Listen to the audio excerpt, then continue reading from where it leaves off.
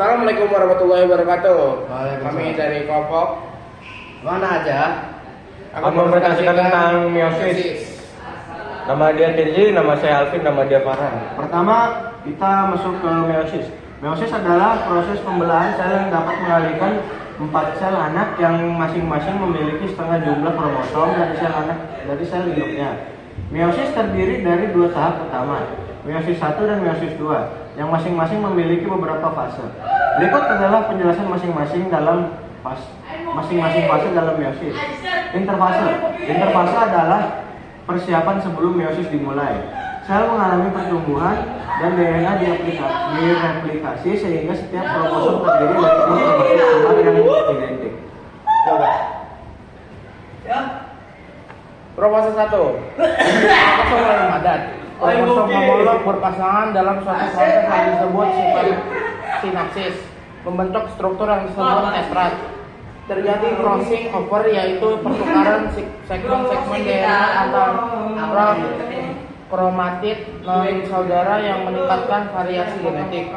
Nukleus dan membran inti menghilang, dan spindle fiber mulai terbentuk. Metafase 1. Tetrat, pasangan kromosom homolog berbaris di sepanjang garis tengah equatorial plane cell. Mikrotubulus dari kutub sel menempel pada fenotip kromosom homolog.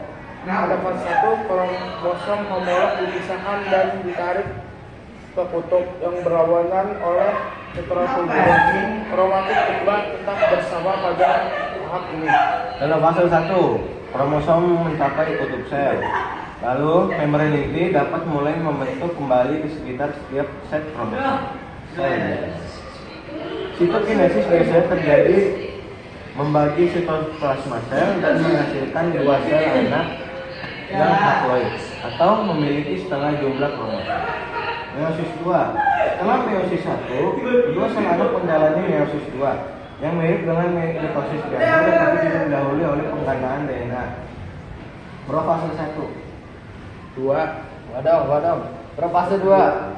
Kromosom yang masih terdiri dari 2 kromatid kembar mulai memadat lagi. Membran inti yang mungkin terbentuk selama fase 1 menghilang kembali. Spindle fiber mulai terbentuk.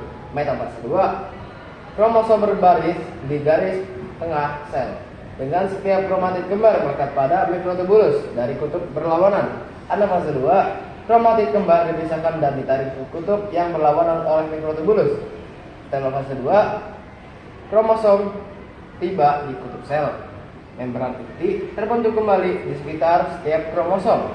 Sitokinesis terjadi membagi sitoplasma sel dan menghasilkan 4 sel anak yang haploid. Hasil akhir dari meiosis adalah 4 sel anak yang haploid, masing-masing memiliki setengah jumlah kromosom dari sel induknya, sehingga penting untuk reproduksi seksual. Sekian dari kelompok kami. Tadi dulu. Ini profase 1 nih. Nih metafase 1, nih anafase 1, nih telofase 1 nih ya. Naik. Tulisannya nggak usah dilihatin, tulisannya nggak usah. Proses setengah. Nih ya, profase 1. 2. Ini metafase 2. Nah ini ya anafase 2. Nah ini terakhir nih, jadi 4 ya. Unik emang. Nah terakhir ini namanya telofase 2 nih. Sekian dari kelompok saya ini. 3 orang. Ingat namanya Kenji, Alvin, Farhan, oke? Sekian. Waalaikumsalam warahmatullahi wabarakatuh.